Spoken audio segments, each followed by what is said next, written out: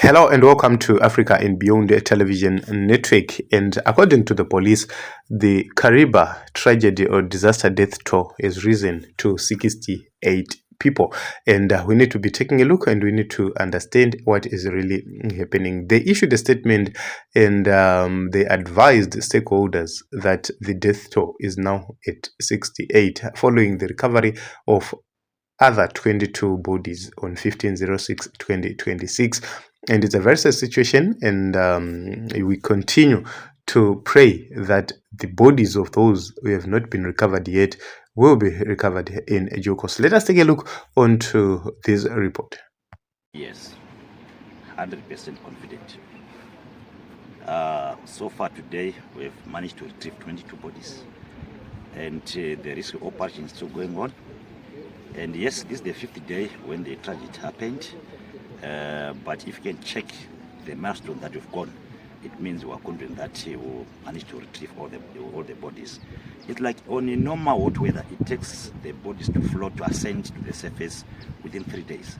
But now that is very cold, so it takes a bit longer. And we're expecting in the 7th day, everyone will be ascending, will be floating on the surface. So we're confident that, I assure you, we'll get all the bodies so that they can be buried down awesomely.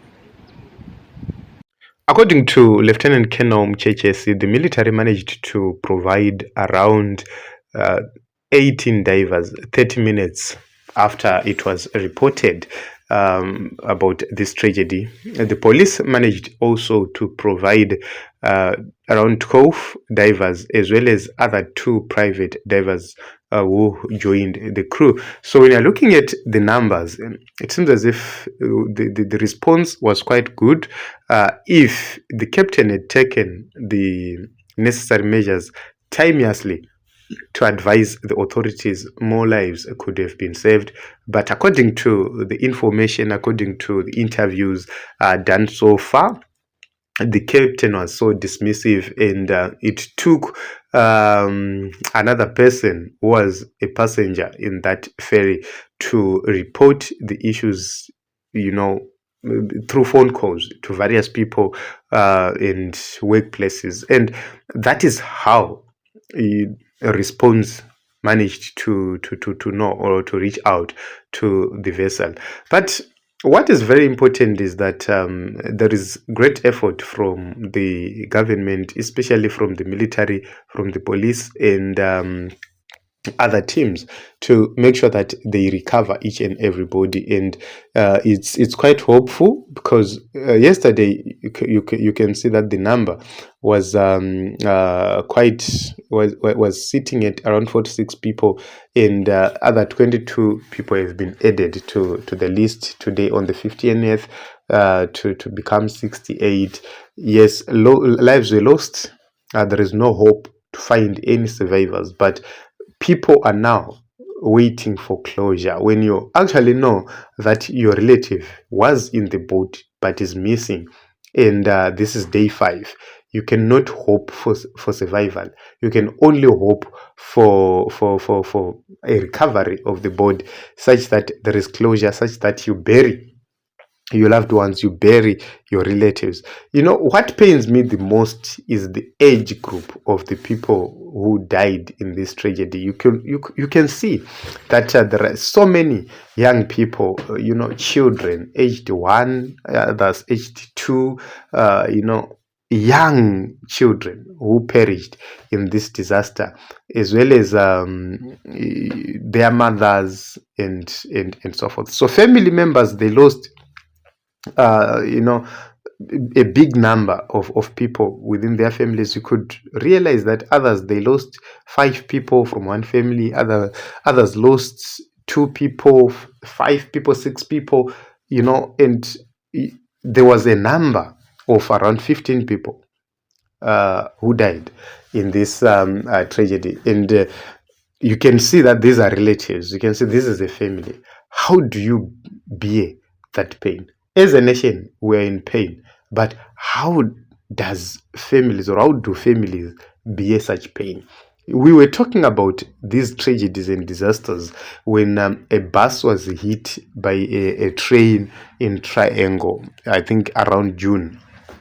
And it was a very, very big disaster. We all talked about that disaster, and it was painful. And for us to hear about this disaster once again in a very short space of time, it pains our hearts so much, because to lose a loved one from sickness, it's understandable than to lose a loved one from an accident, from a tragedy, from something like this. So this is what is happening, and this is the official report as of now. 22 more bodies, they have been retrieved from the lake, and the military, according to Lieutenant Colonel, they believe that up to day 7 they are going to be able to discover more bodies.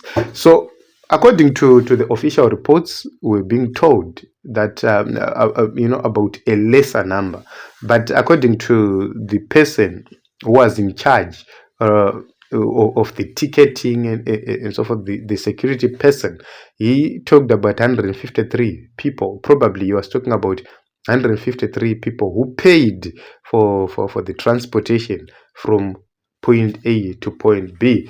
And then when you're looking at the other accounts, there is a woman who made the calls, or the distress calls. That woman was talking about over 200 people. And it's possible because you could find out that there is a woman who was saved who had 2 kids, and there are other people who are still looking for their relatives. One will tell you that a mother is missing, 2 of their children they're also missing, or 4 or 5 of their relatives are still missing. Then you look at the number of children who were involved. Children were the most helpless people, because they couldn't do anything without the help of adults. They couldn't do anything. If it was just a normal sinking of the boat, I believe that many people were going to be saved. But because there was a wave, you listen to accounts. I've been looking at this account. This lady was saying she was holding to a rope, and the wave could come, hit them, and others failed to continue holding far much longer, and they died. They were swept away by the wave, and they died.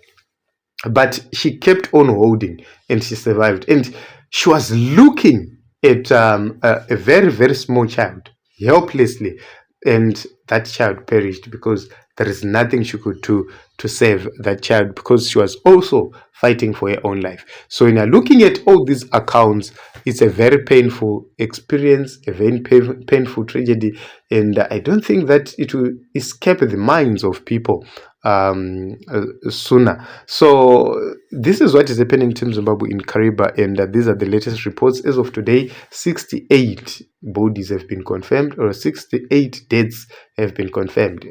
So many burials were underway today, and more people have been recovered, and there is hope that by day 7 more bodies will be able to float and will be recovered. So be watching, and I will continue to give updates as it happens.